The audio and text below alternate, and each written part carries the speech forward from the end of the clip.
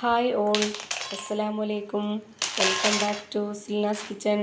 ഇന്നത്തെ റെസിപ്പി നല്ലൊരു variety tasty ആയിട്ടുള്ള ഒരു അടിപൊളി ഈവനിങ് സ്നാക്സിൻ്റെ റെസിപ്പിയാണ്. ബാക്കി വന്നിട്ടുള്ള ദോശമാവ് വെച്ചിട്ട് നല്ല ക്രിസ്പി ആയിട്ടുള്ള ഒരു അടിപൊളി ടേസ്റ്റി ആയിട്ടുള്ള ഈവനിങ് സ്നാക്സിൻ്റെ റെസിപ്പിയാണ്.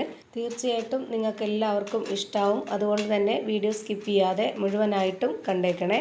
റെസിപ്പിയിലോട്ട് കിടക്കുന്നതിന് മുമ്പായി സിൽനാസ് കിച്ചൺ ചാനൽ ആദ്യമായിട്ട് കാണുന്നവരാണെങ്കിൽ പ്ലീസ് ഒന്ന് സബ്സ്ക്രൈബ് ചെയ്തേക്കണേ. ഒപ്പം തന്നെ ഈ വീഡിയോസ് നിങ്ങൾക്ക് ഇഷ്ടപ്പെടുകയാണെങ്കിൽ ഒരു ലൈക്ക് ചെയ്യാനും മറക്കരുത്. ഇനി നമുക്ക് റെസിപ്പിയിലോട്ട് കിടക്കാം. അപ്പോൾ ഈ ഒരു സ്നാക്സ് തയ്യാറാക്കാനായിട്ട് ഞാനിവിടെ ഒരു പാത്രത്തിലേക്ക് 250 ml കപ്പിൻ്റെ അളവിൽ 1.5 കപ്പ് അരിപ്പൊടിയാണ് ഇട്ട് കൊടുക്കുന്നത്. വറുത്ത അരിപ്പൊടിയാണ് ഞാൻ എടുത്തിട്ടുള്ളത്. അരിപ്പൊടി വറുക്കാത്തതായാലും വറുത്തതായാലും കുഴപ്പമൊന്നുമില്ല. ഈ ഒരു 1.5 കപ്പ് അളവിലുള്ള അരിപ്പൊടിക്ക് വേണ്ടി ഞാൻ ഇതിലേക്ക് എടുക്കുന്നത് 1 കപ്പ് അളവിലുള്ള ദോശമാവാണ്. ദോശമാവ് തന്നെ വേണമെന്നൊന്നുമില്ല. ബാക്കി വന്നിട്ടുള്ള അപ്പത്തിൻ്റെയോ അല്ലാന്നുണ്ടെങ്കിൽ ഇഡ്ഡലിയുടെയോ ഏത് മാവ് വേണമെങ്കിലും എടുക്കാവുന്നതാണ്. ഞാനിപ്പോൾ ഇവിടെ 250 ml കപ്പിൻ്റെ അളവിൽ 1 കപ്പ് ദോശമാവാണ് എടുത്തിട്ടുള്ളത്. ബാക്കി വന്നിട്ടുള്ള ദോശമാവ് ആയതുകൊണ്ട് തന്നെ ഇതിൽ നേരത്തെ തന്നെ ഉപ്പും സോഡാപ്പൊടിയൊക്കെ കലക്കി വെച്ചിട്ടുള്ളതാണ്. അപ്പോൾ ആ ഒരു ഉപ്പൊക്കെ നോക്കിയിട്ട് വേണം നമുക്കിതിലേക്ക് ഉപ്പ് ചേർത്ത് കൊടുക്കാനായിട്ട്. ഇനി ഞാനിതിലേക്ക് ഇതുപോലെ 1 സ്പൂൺ അളവിൽ മുളക് പൊടിയാണ് ഇട്ട് കൊടുക്കുന്നത്. എരിവുള്ള മുളക് പൊടിയാണ് ഇട്ട് കൊടുക്കുന്നത്. ഓരോരുത്തരുടെയും എരിവിനനുസരിച്ചിട്ടുള്ള മുളക് പൊടി ചേർത്ത് കൊടുക്കാം. പിന്നെ ഒരു നുള്ള് കായപ്പൊടി കൂടി ചേർത്ത് കൊടുക്കുന്നുണ്ട്. ഇനി ഇതിലേക്ക് ആവശ്യത്തിനുള്ള ഉപ്പും കൂടി ഇട്ട് കൊടുത്തതിന് ശേഷം കൈ വെച്ചിട്ട് ഇതുപോലെ നന്നായിട്ടൊന്ന് യോജിപ്പിച്ചെടുക്കാം. ഇതുപോലെ നന്നായി യോജിപ്പിച്ചെടുത്തതിന് ശേഷം മാത്രം വെള്ളം ഒഴിച്ച് കുഴച്ചെടുക്കണം. ഇപ്പം ഞാൻ ഈ ദോശമാവിൻ്റെ നനവ് വെച്ചിട്ട് നന്നായിട്ടൊന്ന് യോജിപ്പിച്ചെടുത്തിട്ടുണ്ട്. ഇനി ഇതിലേക്ക് വെള്ളം ഒഴിച്ചു കൊടുക്കാം. അതിനുവേണ്ടി ഞാൻ 1/2 കപ്പ് അളവിൽ 1 കപ്പ് വെള്ളമാണ് ആദ്യം ഒഴിച്ചു കൊടുക്കുന്നത്. എന്നിട്ട് നമുക്ക് ഇതൊന്ന് കുഴച്ച് നോക്കാം. എന്നിട്ട് ആവശ്യമെങ്കിൽ മാത്രം വീണ്ടും വെള്ളം ഒഴിച്ചു കൊടുക്കണം. ആദ്യം തന്നെ ഒന്നിച്ചൊഴിച്ചു കൊടുത്താൽ ഇതിൻ്റെ പരുവം തെറ്റിപ്പോവും. അതുകൊണ്ടാണ് ഇതുപോലെ ഘട്ടം ഘട്ടമായിട്ട് ഒഴിച്ചു കൊടുക്കുന്നത്. ഇപ്പോൾ ഇതിൻ്റെ വെള്ളം പോരാ, കുറച്ചുകൂടി വെള്ളം ഒഴിച്ചു കൊടുക്കണം. അപ്പോൾ അതിനായിട്ട് വീണ്ടും ഈ ഒരു 1/2 കപ്പ് അളവിൽ തന്നെ 1 കപ്പ് വെള്ളം എടുത്തിട്ടുണ്ട്. അതിൻ്റെ പകുതിയാണ് ഞാനിപ്പോൾ ഒഴിച്ചു കൊടുക്കുന്നത്. ഈ ഒരു അളവ് കറക്റ്റാണ്. ഇപ്പോൾ ഇതിലേക്ക് ആകെ വേണ്ടി വന്നിട്ടുള്ള വെള്ളം 1/2 കപ്പ് അളവിൽ 1.5 കപ്പ് വെള്ളമാണ്. ഈ മാവ് ഒരുപാട് അങ്ങ് നല്ല ടൈറ്റാക്കി കുഴച്ചെടുക്കണ്ട, കുറച്ചൊന്ന് ലൂസാക്കിയിട്ട് വേണം കുഴച്ചെടുക്കാനായിട്ട്. ഇപ്പം ഞാൻ ഈ മാവ് കൈകൊണ്ടെടുത്ത് കാണിച്ചു തരാം. ദാ ഇതുപോലെ ഈ ഒരു പരുവത്തിലാണ് വേണ്ടത്.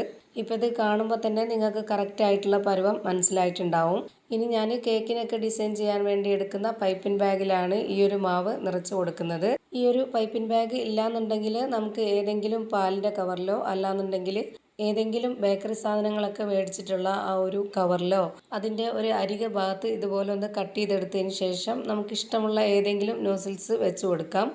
ഇപ്പം ഞാൻ ഈ ഒരു പൈപ്പിംഗ് ബാഗിലേക്ക് ഇതുപോലെ നോസിൽസ് ഇറക്കി വെച്ച് കൊടുത്തതിന് ശേഷം അതിനുള്ളിലേക്ക് മാവ് നിറച്ച് കൊടുത്തിട്ടുണ്ട്. മാവ് ഒരുപാട് അങ്ങ് നിറച്ച് കൊടുക്കരുത്. ഞാനിപ്പോൾ ഒരു പകുതി ഭാഗത്തോളം മാത്രമേ നിറച്ച് കൊടുത്തിട്ടുള്ളൂ. എന്നാലാണ് നമുക്കിതുപോലെ പിടിച്ചിട്ട് ആ ഒരു ഏത് ഡിസൈനാണോ ആ ഡിസൈനിൽ ചെയ്തിട്ടെടുക്കാൻ പറ്റുള്ളൂ. അല്ലാന്നുണ്ടെങ്കിൽ ബുദ്ധിമുട്ടാവും.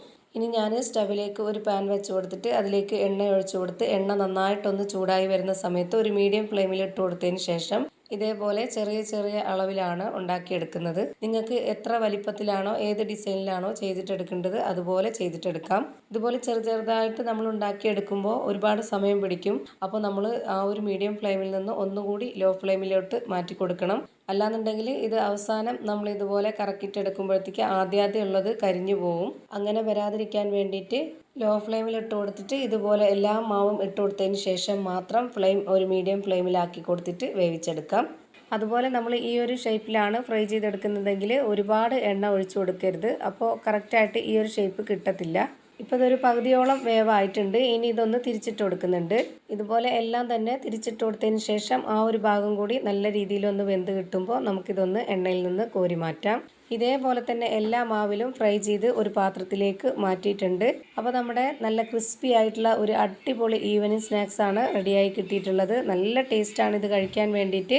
അപ്പോൾ ഇത്രയേ ഉള്ളൂ ഇന്നത്തെ വീഡിയോ. വീഡിയോ ഇഷ്ടമായാൽ ലൈക്ക് ചെയ്യാനും കമൻറ്റ് ചെയ്യാനും ഷെയർ ചെയ്യാനും മറക്കരുത്. അതുപോലെ തന്നെ ഞാനിടുന്ന പുതിയ വീഡിയോസ് നോട്ടിഫിക്കേഷനായിട്ട് കിട്ടുന്നതിന് വേണ്ടി സബ്സ്ക്രൈബ് ചെയ്ത് ബെല്ലൈക്കൺ അമർത്തി അതിൽ ഓൾ എന്ന ഓപ്ഷൻ എനേബിൾ ചെയ്ത് കൊടുക്കാനും മറക്കരുത്. പുതിയൊരു വീഡിയോയുമായി വീണ്ടും വരും. Thank you for watching.